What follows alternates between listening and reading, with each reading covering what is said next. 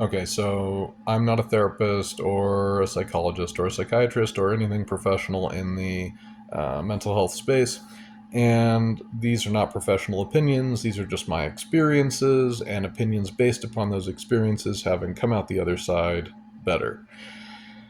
So, first of all, to both sides of this dynamic, the anxious avoidant attachment dynamic, which is a dynamic that's common and a pattern for both sides, right? Go to therapy. That's it. Don't talk to me about it. Don't talk to each other about it. Don't start there. Go to therapy. Go have someone who is experienced with dealing with these things. You might have to go therapist shopping. You may have to do some intense stuff like EMDR. You might even need medication. Go to therapy though, because it will change your life. It will help you heal if you go and you deal with it and you face it and you stick with it. Why would you go to therapy? Well, let me explain. Let me start with for the anxious person. For the anxious person, you know that you can help yourself because your feelings are loud. You know what's wrong. You feel it.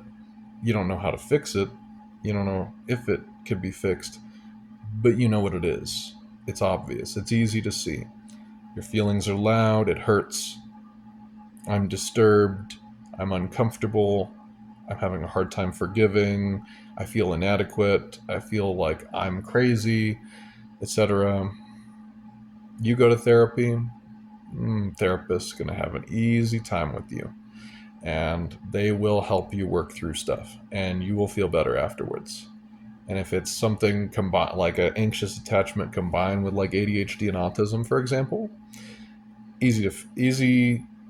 I mean, okay, addressing the ADHD and autism is hard in the world, but you can get there. There's proven methods to treat these things that work, right? For the avoidant person, it's a much bigger puzzle. For you, the avoidant person, the reason that you should do this is because you aren't getting to feel the full breadth of human emotions. You want to be intimate with people, right? You want to be close to people, right? Because you want to feel embraced and supported by a community and by partners, right? You want to feel close. I know you don't want to feel alone. I know you're lonely. You don't want that, and nobody does. We're social creatures. It's like a health thing. We need it for our health. It's part of being human. We need other people. And so it's worth it to you to heal because you will come out the other side one day able to have those intimate relationships, able to be supported and feel like adequate. Because I know you're hurting because somewhere in the past, something made you not want to feel safe or not able to feel safe, rather, feeling your emotions fully, the full spectrum of emotions. And so you've censored out the negative stuff and you're hoping to just avoid all that and stick with the positive for the most part. And it's pretty hard. You can go down to like the flat line of, the middle line, but it's pretty hard for you to go down into the negative and feel that stuff. And that's part of being human. We have to feel that stuff. It is part of it, just like having people close to you, community, support, intimacy. It's critical to being a human. Like, I'm convinced that we die sooner without it. Like, it shortens our lifespan to not have it. Okay? So it's worth it to you. I know it's hard. I know that subconsciously you're like, I don't really need that. I'm fine without it. I'm okay. No, you do.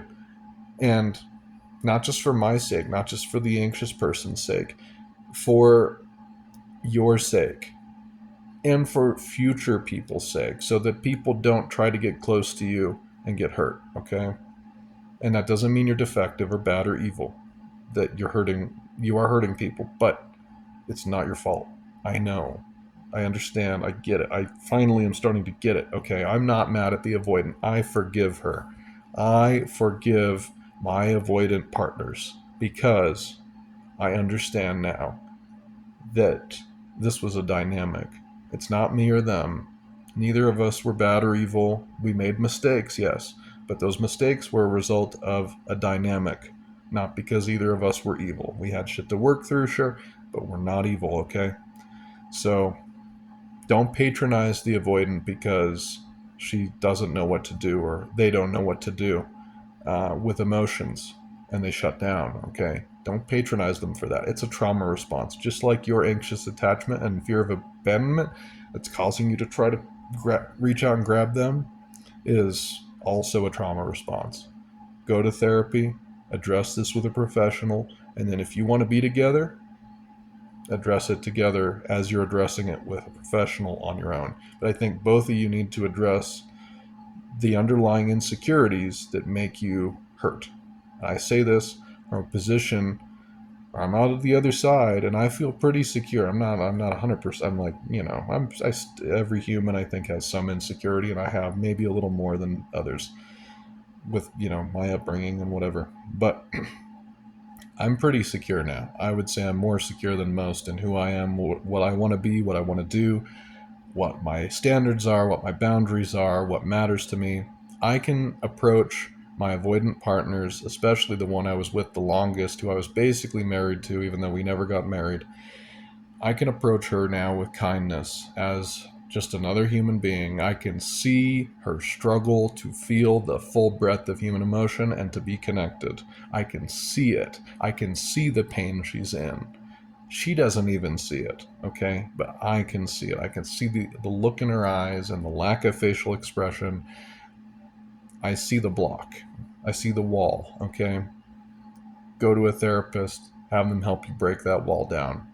Love yourself enough to do that, and love all the people that came before you finally got to the point where you could do that. And the same to the anxious person. Love yourself enough to heal and become secure.